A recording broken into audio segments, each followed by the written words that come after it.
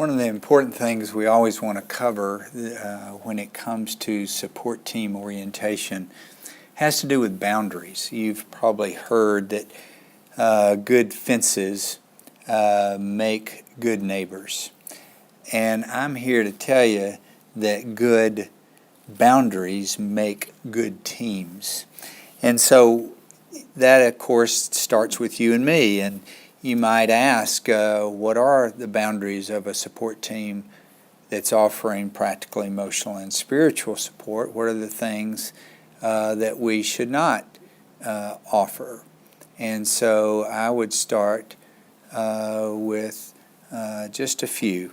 The first one would be has to do with money. Money can get really complicated quickly. You know that. And when we are in a helping relationship with someone else, one of the last things we want to do is to start loaning or giving money or paying for things that can kind of muddy the waters, so to speak. Let me get a picture of money just so we'll remember this one as a visual. Let's see. Money does not grow on trees, regardless of what pictures say. And so one of the boundaries we want to think about is not paying someone's rent or mortgage or even buying them gifts. We might want to make them a nice gift, a homemade gift, but to buy things for our support team friend, the person we're helping, it will get complicated the more we do that, especially when many people are involved and your other team members maybe are doing the same thing. So money is one of the first boundaries I would suggest.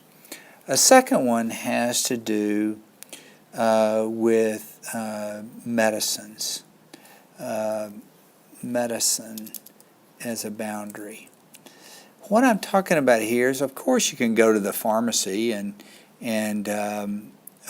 pick up medicines for someone, but where this gets complicated is when you start trying to do pill boxes and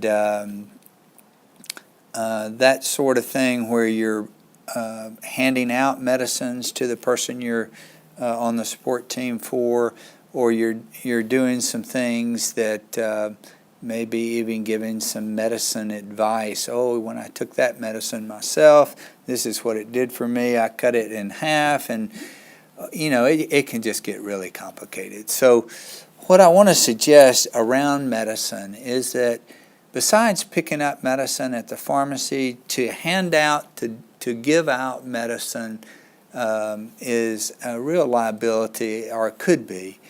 We've never had it, can very well be. So we'll put medicine in here as a reminder for us to not hand out medicine. And then thirdly, I would suggest that one that is equally important is one has to do with medical advice. So it's the 3 M's here. Medical advice. We are offering, as I mentioned before, practical, emotional, and spiritual support, not medical care. And so as a result, we do not want to start giving out. Some of us act like doctors after we look up something on the internet, and we've got some great information there that we share with others. That's really just not a good idea because we are not providing medical care here. What we're talking about is drawing a line, a boundary, building a fence right around this area.